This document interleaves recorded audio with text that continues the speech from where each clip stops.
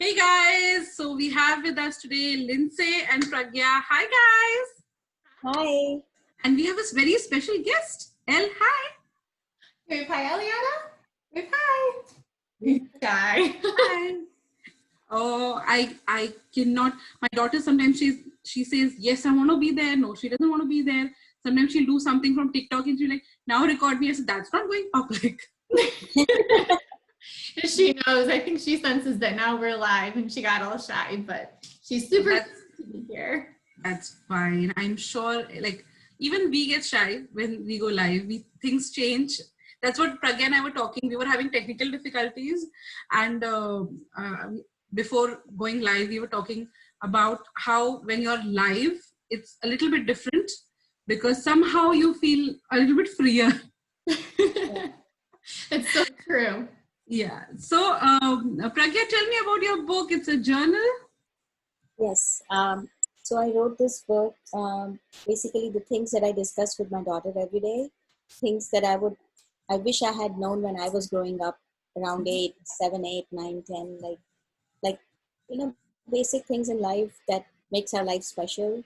Like, for example, gratitude or understanding the value of, loving yourself, accepting who you are and things like that. And then my daughter, Nishka, she suggested that, I should put it in a form of a journal, like an activity book for girls. And they can actually fill out for self-discovery and also understanding those basic fundamentals of life to, be happier. And I really put my heart and my love into this book.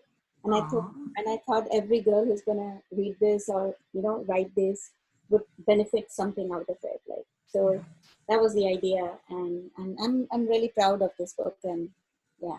I am so glad it's a part of our giveaway happening now. We had our birthday recently, yay! And for that, Pragya, myself, and a few other authors came together. Not just authors, multicultural brands from all the walks of life. We came together and we made a little package of sorts for growth mindset. So my book, How Our Skin Sparkles, is a part of it, and Pragya's journal. Next time we're going to have Lindsay's book too, I'm sure. Yeah, sure. Yeah, we had another author actually planned for today, and Lindsay very kindly stepped in because we had some issues. Thank you so much for joining us. I am so grateful to you for coming on such short notice. Tell me a little bit about your book. Yeah, well, thank you so much for including me. I was really excited that you asked me, and I'm really happy to be here. This is my book. It's called I Hope It's a Puppy. And the girl in the front is this little girl right here. I wrote this book because she was the very first grandchild born on both sides of the family and the very first girl on my husband's side of the family. So you can imagine all of the attention she was used to getting. So when I became pregnant with my second, I knew that she would need to learn very quickly how to share that attention, but still be that extra special feeling about becoming an older sibling. So I put in a lot of inspiration from my own students in my classroom. They actually helped me write this book. And we would always play games and stories whenever my tummy would kick around. And we would play a joke on guessing what might be hiding inside my tummy. So after playing this game, I looked around and I'm like, there's not really another pregnancy book that tells it completely from the perspective of the child, that allows them to build that bond really early on in a way that they can understand, because it's such a confusing thing that inside that is actually a human being. It's a crazy concept even for us. So I was able to use my students' help to really capture the perspective of a young child and to help create those connections. And we read it many, many times during my pregnancy. And now that he's here, they're really, really close. And I'm really grateful for that. I know the sibling bond is so unique in a lot of ways. I was his only child till I was 10. And my brother came along when my mom was like, wondering that, how is she going to react and everything like that. And she went the way of saying, you're his mother.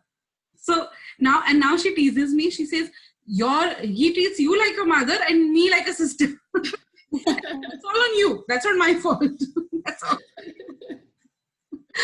So my book, actually, I think our books are quite related in that way. How Our Skin Sparkles is a story about my son. He came home one day and he said, Mom, why do I look different than the friends in my class? And, I talked to him about melanin and about how in our culture we have Krishna. He's of a different skin color. And he went home one day and he asked his mom, adopted mom, that why do I look different? And of course, my book had to be about siblings because my daughter did not want to be left behind when I was writing it. So I think you talking about the introduction of a sibling and my book talking about the sibling relationship in a lot of ways, because I have a lot of things they both are doing together. And Pragya's book about empowerment for girls is so perfectly blended together that it's incredible that we are doing this. And I'm so excited. So today I thought for our topic, I thought we'll touch upon the creative process of writing, because a lot of kids who see authors, they have a lot of questions within them. So today I usually do have kids ask me questions. I thought we'll field a few of the questions the kids ask, all three of us, and it would be something fun to do. So the first question is, did you always want to be a writer? Let's go with Lindsay first. Well, that's a great question. Well, when I was younger, I didn't know that I was going to end up writing children's stories, but I always like to keep a diary. And my grandfather is actually a huge writer, and his mom was too, and they would always write poems for special occasions and birthdays. So I started writing them too. I didn't know at the time that it would become anything. I've always wanted to be a teacher, but I was able to blend those two things for fun when I was younger, and I'm glad to be doing it now. Yeah. Is your book in rhyme? It is. Oh, okay. Do you find writing in rhyme different than writing normally? I do. It's kind of funny because I read a lot of writing children's books as a teacher and when I was growing up. So when I'm writing, it automatically comes out in rhyme. I'm not entirely sure how to write not in rhyme. It comes very easy to me. And it almost is like a song when you're singing it out loud, which is something that I like about rhyming books a lot. Right. I don't know. It's just something that happens. Yeah, my book is in rhyming too. Rhyming is very tricky, when a lot of people are okay with rhyming, a lot of people are not okay with rhyming. Pragya, what about you? First, tell us whether you always wanted to be a writer, because I know you do a lot of extensive writing. You're not just a recent writer like some of us here. So tell me, how did your writing journey begin, and share your rhyming story?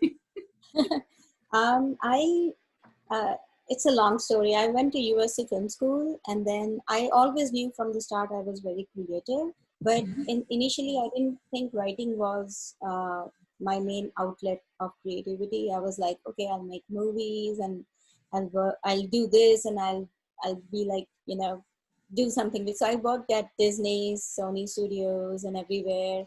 But I always felt like, I'm not sharing my stories, and I'm not sharing my vision. I do work on other people's projects, and it's a great at other studios and everywhere, and I feel lucky that I'm working with such talented people. So then with time I realized, writing is one way where I can actually share my own stories. I'm from India originally, and I have like the really untold stories, like amazing.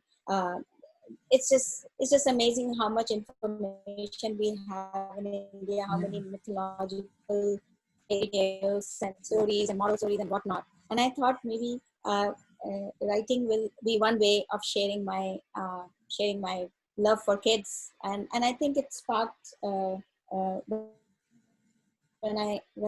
when I started telling her stories, and then I realized, okay, I could just make books and share my ideas with kids. Okay? Oh, And mostly like for kids.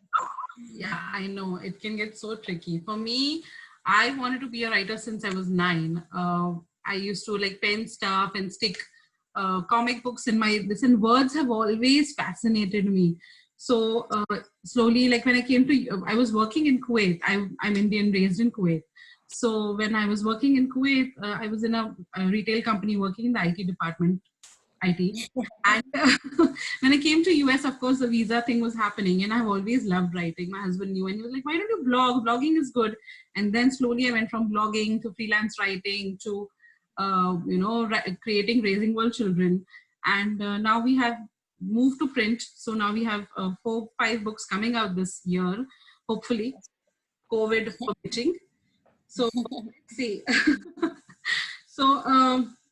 I would like to, of course, ask you what is the next question like is, what does the main character represent? Like, does it just represent your child or does it represent something more for you personally? Either one.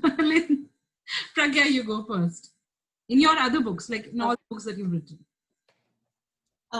Actually, I have 3 middle grade novels that I'm working on. And for some reason, in all the 3 novels, my main character is Asian Indian, and she's a female. So for me, in like all my books, I don't know, women are the main stars. It's not that I don't like, I mean, I love Harry Potter and other, but in my, I love books in which they show female as a main strength. And is that your question? Sorry, I no, didn't... my question is like, what does it represent? Like, suppose when you're writing a character, what do you hope that the main character portrays?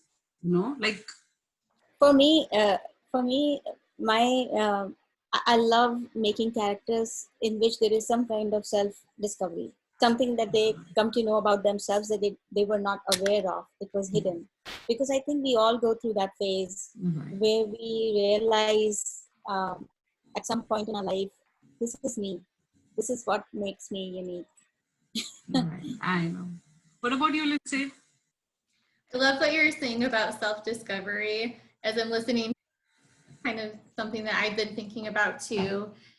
Even though the characters in my first 2 books were written based off my daughter or my students, they really represent something that I want to teach my readers, or something I'm hoping that they'll learn and discover that I think is lacking already in the reading world, or something I think is really close to my heart.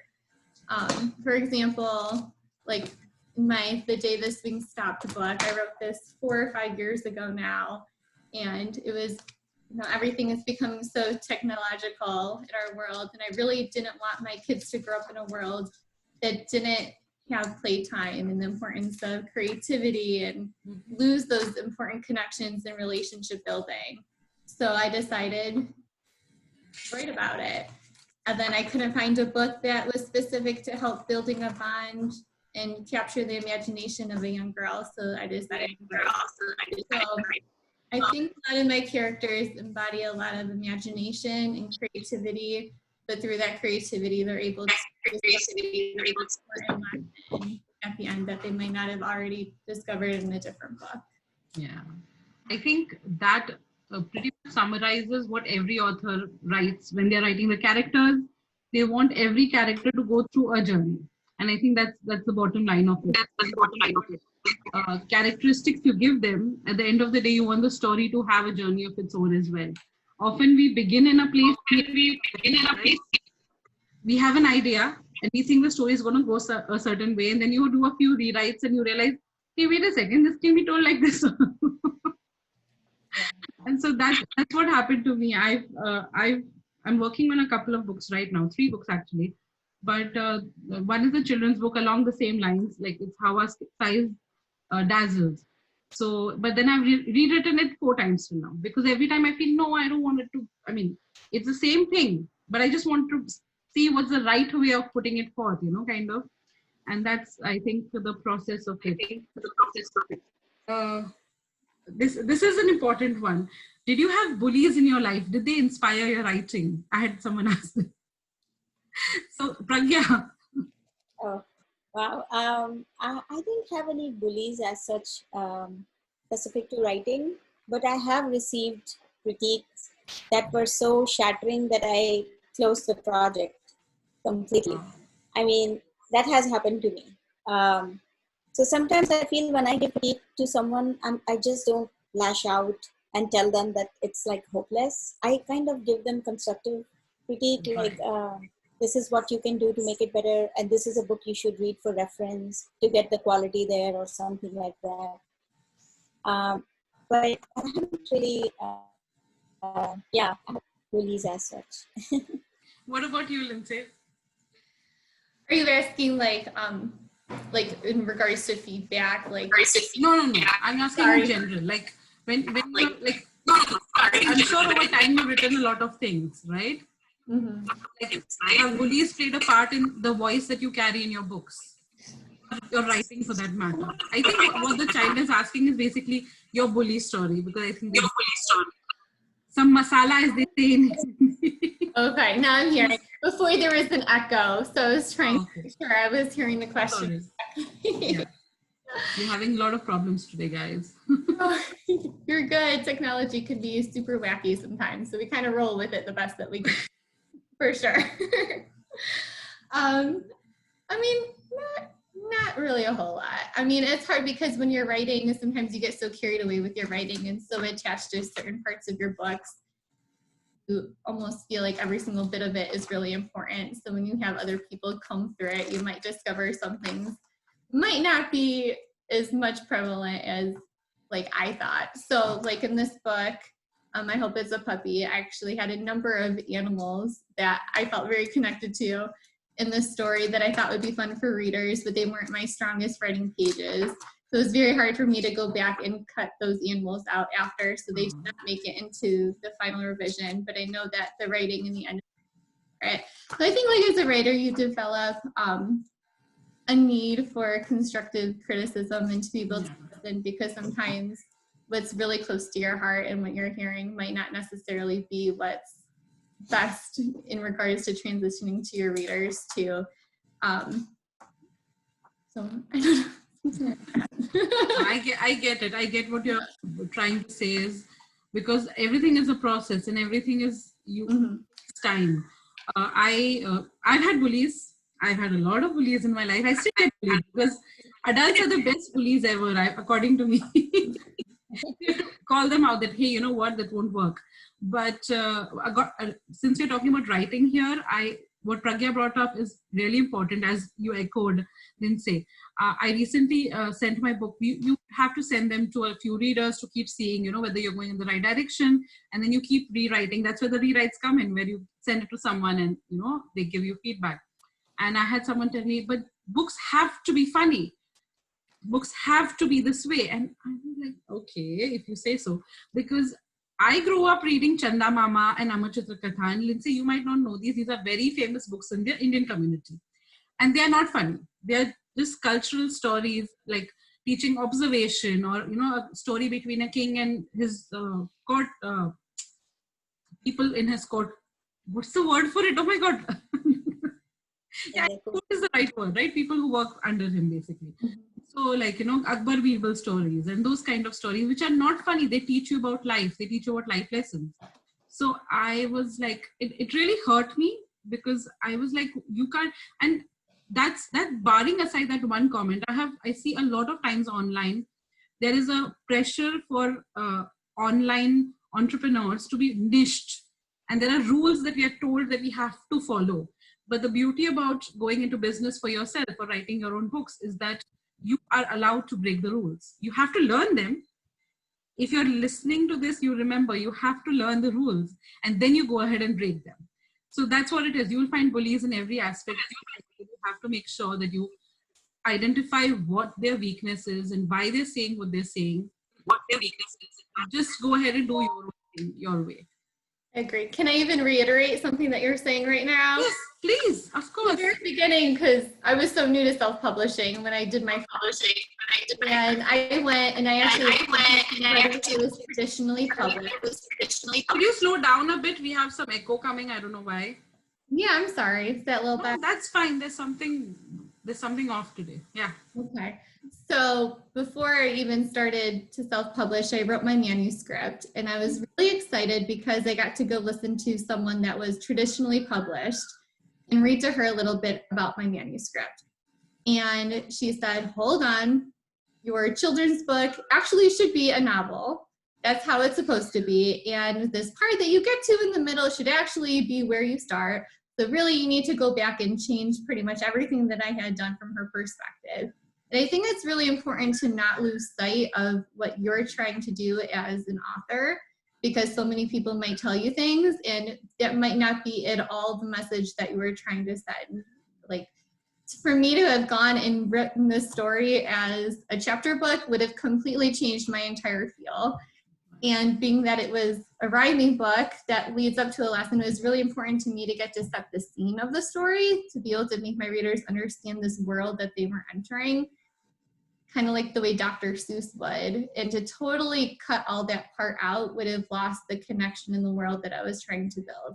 So if you were writing someone, just because you read it to someone that is traditionally published or already out there does not mean that you need to change your story to fit any certain mold that somebody else is telling you you should fit.